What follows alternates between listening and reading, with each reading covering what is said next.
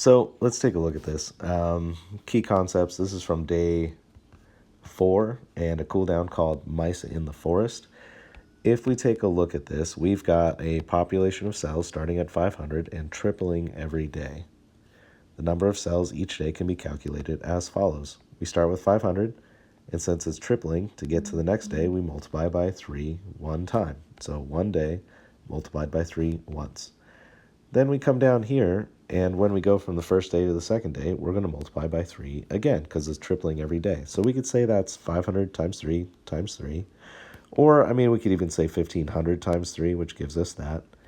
But if we look at this, 500 times 3 times 3, or we can use exponents to simplify this.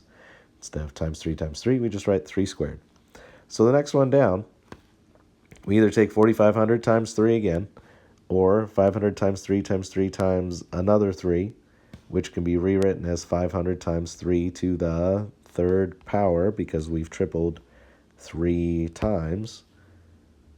So then if we look at the number of days as D, that's a situation where maybe we don't know the exact number of days, or we want to be able to set up an equation to calculate for any number of days.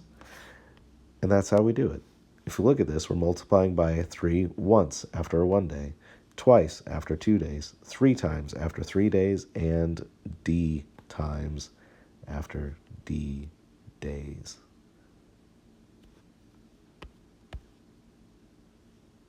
So what we can do then is we can rewrite our equation. Population after a certain number of days is our starting amount times 3, however many times for how many days that we're tripling. We can see this on a graph as well.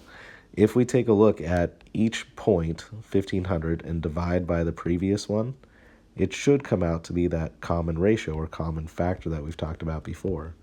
And if we look, these do all come out to be equal to 3.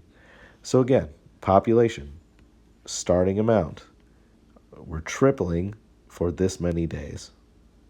So let's take a look at mice in the forest. A group of biologists is surveying the mice population in a forest. The equation n equals 75 times 3 to the t power gives the total number of mice, n, t years since the survey began. So n is my number of mice, and t is the number of years since my survey began. You need to explain what 75 and 3 mean in this situation. I'm willing to bet you can figure it out. If you have any questions,